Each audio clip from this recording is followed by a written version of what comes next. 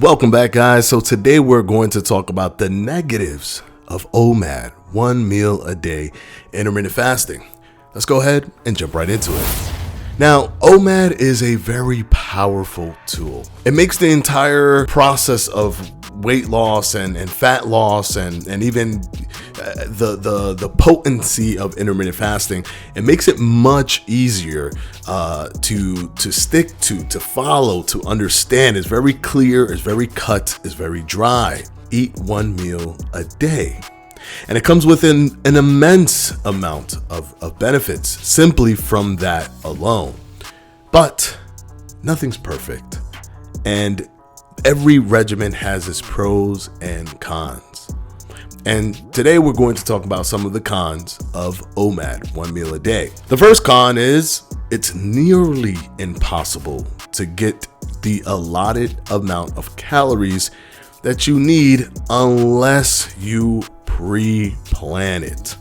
So if you're trying to go into 1 meal a day and you're thinking to yourself, I'm going to go ahead and eat, at 9 o'clock and whatever happens, let's do it. You're going to lose weight. You're definitely going to lose weight. But there's going to be a sort of rapid weight loss attached to that because you're probably not going to be eating as much or you're not going to be eating the allotted amount of food that you need for the day. Now, that can cause a few things to happen. It can cause you to actually break your regimen, and because you're not feeling satisfied, your body is not feeling satisfied because you're going way below your caloric limit. Now, you are going to lose weight. That is true. But because of the rapid weight loss, it's going to be harder for you to maintain that weight because of adaptive thermogenesis. You're going to be moving, your metabolic rate is going to be slowing down at a much faster clip, and you're not going to understand what's going on if your calories are kind of plateaued when you take into account how your metabolic rate slowdown is happening. And then also your body also does certain things to reduce energy output, like it reduces your non-exercise activity thermogenesis, so you become more lethargic, you're more rested throughout the day instead of moving around. So your body kind of works against you in that way because the calories are so low. So you have to pre-plan to ensure that you get enough calories in when you're eating your 1 meal a day. The second thing, kind of bouncing off of that, is the nutrition factor. The nutrition factor is going to be low. It's going to be low unless, again, you don't pre-plan how you're going to do it.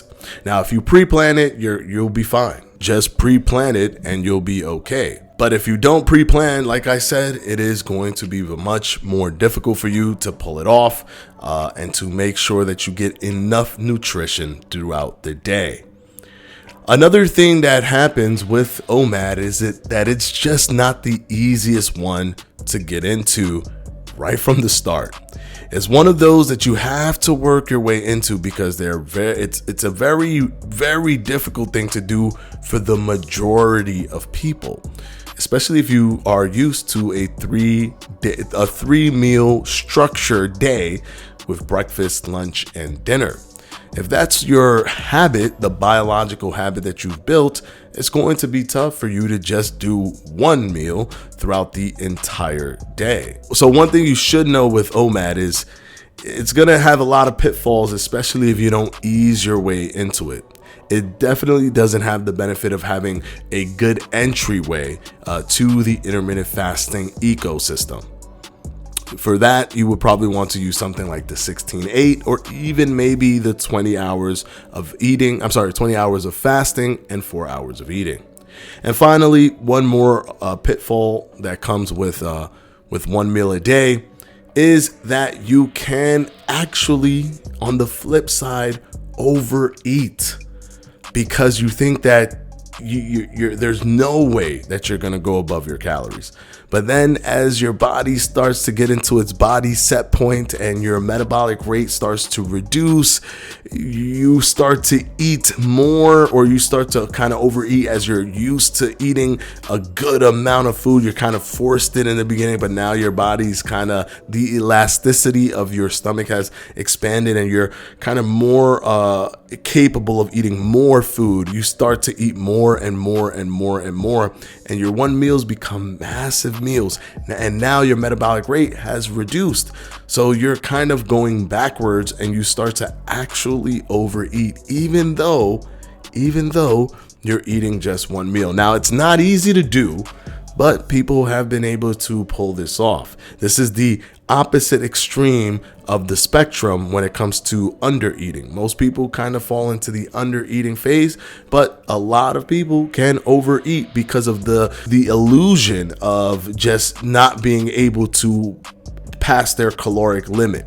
There's this feeling that because they're just eating once, there's no way that they're going above their calories, right? But if you go to a restaurant and you get a whole, restaurant course meal, even though it's just one meal a day, quote unquote, you're eating multiple meals when you're at a restaurant, but even though it's one session of eating, you may have eaten over your calories simply from that restaurant, a sit down and meal.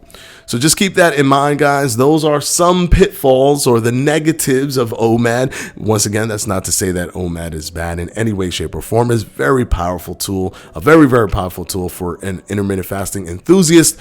And it helps, get you into that metabolic switchover, that post-absorptive range that helps you burn fatty acids, turn them into ketones so that your calorie partitioning helps burn more fat, essentially. So it's really, really, a good essential tool in the intermittent fasting tool belt. But of course, nothing's perfect. There's pros and cons to all of the different regimens, and these are the cons of OMAD. Hopefully this video has helped you guys, and of course, as always, I'll see you in the next one.